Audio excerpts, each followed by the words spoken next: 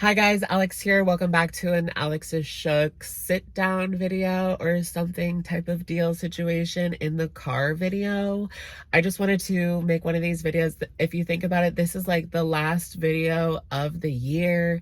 We're always doing videos from the studio, but every now and again, I kind of want to switch it up a little bit. I mean, quote unquote studio, right? But today, I wanted to go ahead and talk about some of these dramas that are going on in the world of Chantel, which includes Hamstergate, as well as this community tab that she put out last night. Now, this community tab has actually been deleted, but I don't know if she has ever gone this low on a community tab. Like, this is really bad. Okay, she's probably gone lower. I just can't remember.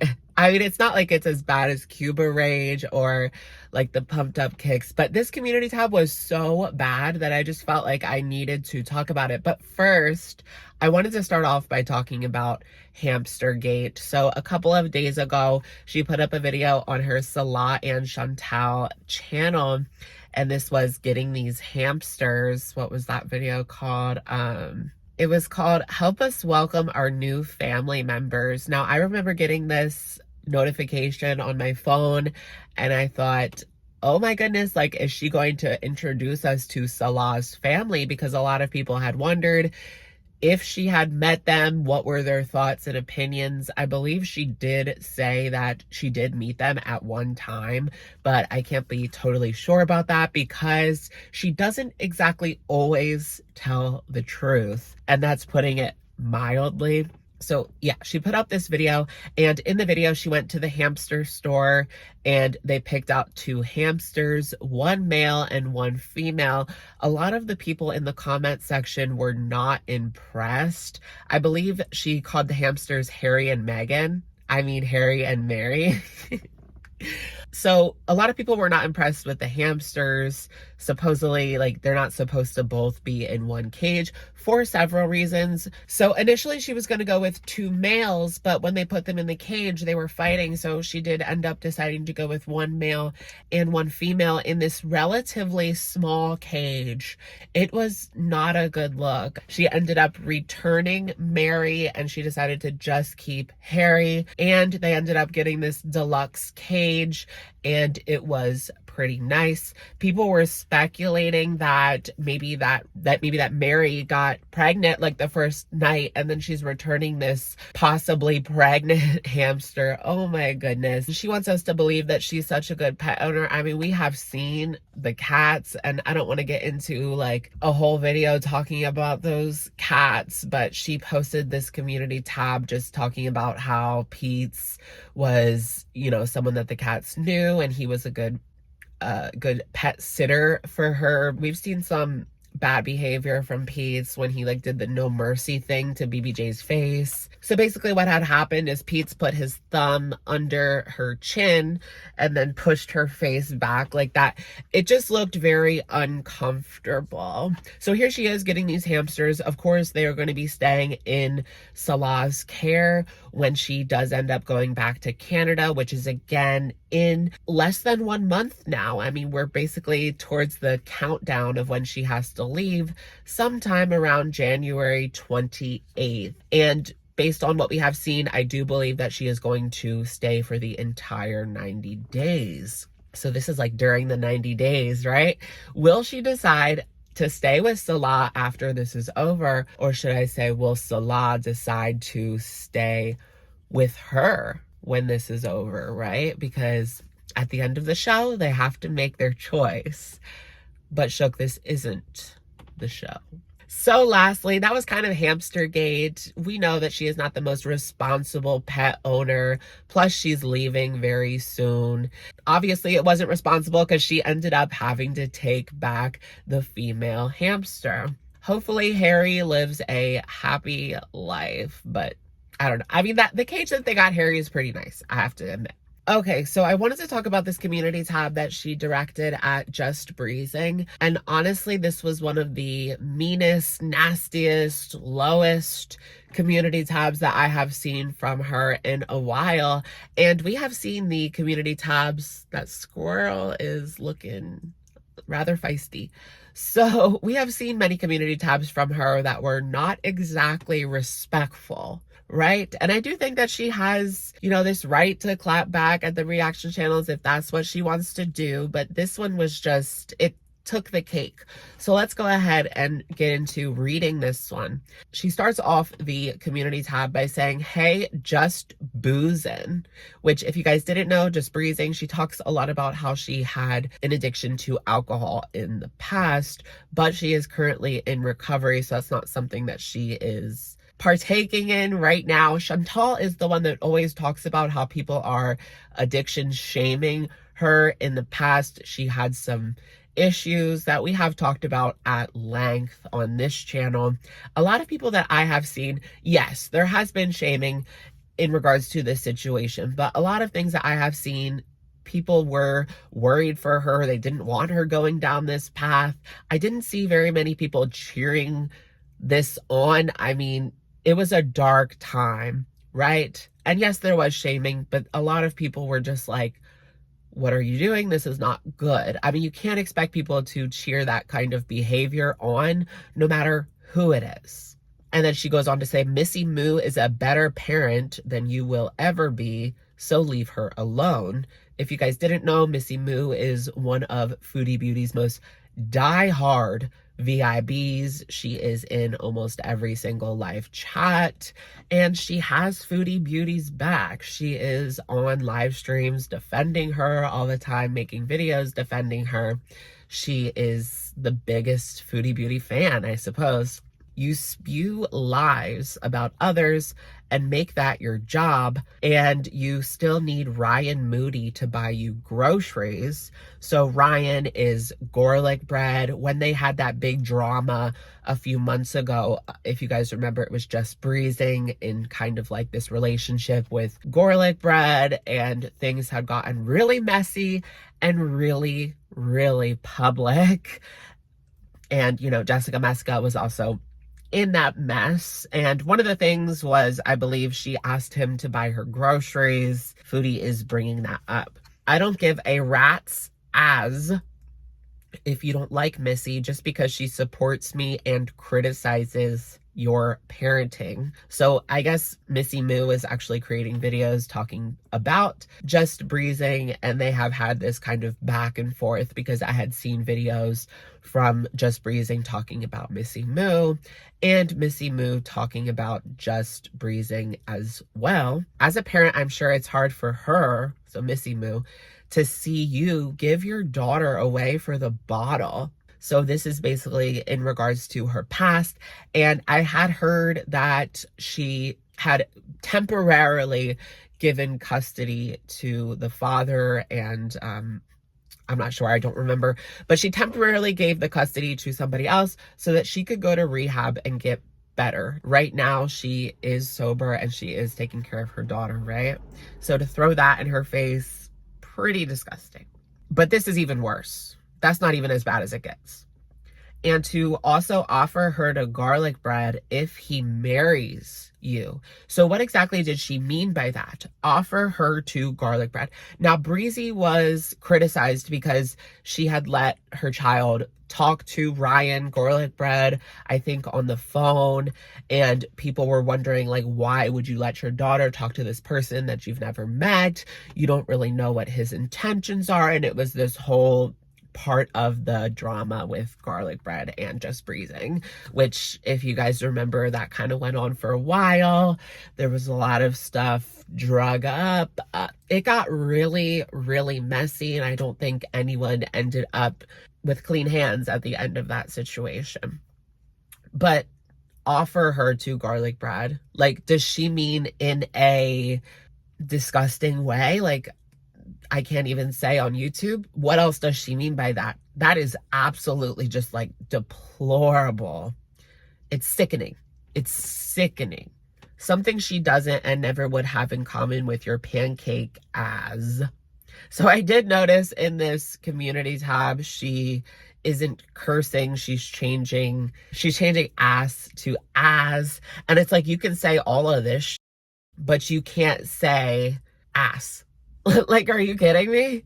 And I did hear that YouTube is kind of cracking down on foul language. I don't know how like serious about that they are going to be, but whatever. You can say all of this stuff, but you can't say that. Put down the flannel PJs and go visit your dying grandmother, you ungrateful moron. Let's read that again. I can't even believe this. Put down the flannel PJs and go visit your dying grandmother. Wow. You ungrateful moron. You know, if we could rewind the clock back to 2021, and I hate to bring this up, but she brought this up, so I believe it's fair game. In 2021, her grandmother was sick and she was running around with Natter, right? We remember that. Like, we didn't forget that. You were running around with Natter, you were having shenanigans in his den while your grandmother was sick.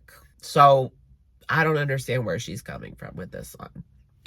She knows that that's going to be brought up, right?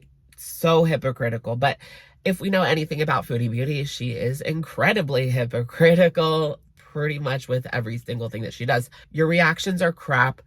Go get a job and support your child for a change, Jay Leno. So she ends up calling her Jay Leno at the end of the community tab post. I mean, who really cares about that? That's just kind of immature and dumb. But what did you guys think about that community tab post? I just felt like I needed to talk about it. She is so hypocritical when it comes to what she says about other people. And of course, she turned tail and ran because this community tab is now deleted. Because of course it is. Does that mean she doesn't stand by it? I mean, when someone posts something and deletes it, I always say this, that tells me that that is a retraction of what you said. But her impulsivity, it knows no bounds. This was completely ridiculous. Like, I can't even believe that this is like okay to be said. Like, it's that bad. Bringing up somebody's grandmother. I mean, she doesn't know anything about that situation. I don't know anything about that situation. Like, I know that Just Breezing has been in a lot of drama and she has people that do not like her or whatever. Yeah, it got messy for sure, and I can understand that. But this, like, I wouldn't want this to be said about honestly anybody. Like, it's so bad. And I did see a post from Mo Translates over on Twitter really relating this to Chantal unable to cope with her infertility. Now, I'm not saying that to attack Chantal. I'm just saying she is always seen talking about mothers, talking about the way they care for their kids. I mean, we see the way that she's cared for her cats, and she doesn't have any kids. So what leg does she have to stand on in that arena? She's always coming for Yaba's kids as well, when she really doesn't understand these situations at all, and she has no idea what's going on. So is it that she is unable to cope with her infertility? And she hasn't gone to therapy. I know she has here and there had some appointments or whatever, but clearly there is some issues there for her, and that is a soft spot for her. And I can understand why that would be a soft spot for her. Like I said, like, I'm not bringing that up to attack her. That is a sad situation, and I wouldn't wish that on anybody. Like, in a perfect world, anyone who wanted to have kids will be able to have kids, but that's not always how it goes. Like, some people need a lot of treatments and things like that. I mean, one of my friends recently had to do IVF, and it's really expensive and it's really painful. So I don't understand what that's like, but I have heard from other people that it is a very difficult process, and I wouldn't wish that on anyone. Let me know what you guys think in the comments down below. This was low, even for her, and I wouldn't wish that post on anybody. But it's funny how it is deleted. She is always turning tail and running. Everything that you post on the YouTubes is archived, Chantal. So at this point, you might as well keep it up. But I feel like she realizes that something this disgusting and bad, it could possibly get her in trouble. Now, when it comes to videos on YT, people are reviewing these community tabs. Do they really even police the community tabs? I guess it just depends on how bad it is. If it is, you know what, But since it is the end of the year, I thought I would ask you guys, because I saw this post on Reddit slash Foodie Beauty, and they were asking for predictions on Foodie Beauty's 2023. What do you think is next for our girl? It could get pretty dark. I don't know if I even want to go there. Well, for starters, coming up next month, she's going to be in Canada, so we will see how that goes. I believe that she, not even of her own choice, she's going to have to get a smaller, cheaper apartment. That squirrel is scaring me. Okay, I just see it out of the corner of my eye. She's going to have to get a smaller, cheaper apartment, so we're going to see a move coming up here pretty soon. Unless Pete's can get some of his act together and contribute to the rent. I do see them going separate ways. Recently, she had talked about how he might transition, and maybe that would make it okay for them to live together per Salah's rules, but she's in another country, so she doesn't really have to follow Salah's rules. So we will see how long she keeps up this like facade and how long she is following Salah's rules, basically. And will she stay away from the Schmedibles? That is another question that people have. Maybe we'll have a Natter saga part 3 or 4 or 5 or 6, or you never know. I really hope not. Like, if anything, I hope that we do not go back to that space for our sake, for her sake, more in particular. I mean, that is a dangerous, dangerous guy, and he plays a dangerous, dangerous game. I hope that we see Natter behind bars, or at least face some kind of repercussions for the things that he has done. Like, it is just ridiculous that he has faced absolutely zero goose egg consequences for the things that he has done these past couple of years. Oof. And I just wonder, there was talk about Chantal possibly being a witness for Natter. What would she say? I do believe, at least as far as she had said, that she would make him look bad on that stand, which, you know, just makes you wonder. I guess Natter wouldn't want her a part of that, even though he had intimidated her by saying that she was going to have to be a part of it. Some people think that she ran away to Kuwait because she didn't want to be a part of that situation. She wanted to be far and away and not have to get involved. 2023 predictions for Amberlynn. What do you guys think? Maybe she will get weight loss surgery. I don't know. That could be in the cards. I do think that we will get that proposal. There was a community tab, or an Instagram Q&A where she talked about the situation with wifey proposing on Christmas. Now, Amber doesn't like Christmas proposals. She would rather that wifey, Feline, whatever you want to call her, would propose on a random Tuesday. So maybe one of these Tuesdays coming up maybe one of these Tuesdays coming up, we will get a proposal, and I'm sure it'll be so much better than Becky's proposal, right? But who could beat that? Who could beat that story? Weight loss surgery, getting married. Amber said she wasn't ready to get married, so, but if wifey asked her, I feel like she would definitely say yes. Anything else for Amber? I just feel like we'll get another diet plan. She'll do the same old thing. And I don't know, maybe she'll have some sort of drama to save the day. I believe that she will she'll fly more under the radar in regards to just this January, because during January, she does usually fly under the radar in regards to YouTube, and she does not post that much. So will Foodie Beauty save the day with a new drama arc? My spirits are not that high for that. We're gonna have to wait until the end of January. I mean, it's kind of ridiculous that she used these hamsters as her new drama arc. I mean, give me a break. Animals are not props. But I hope that the one that she returned is okay.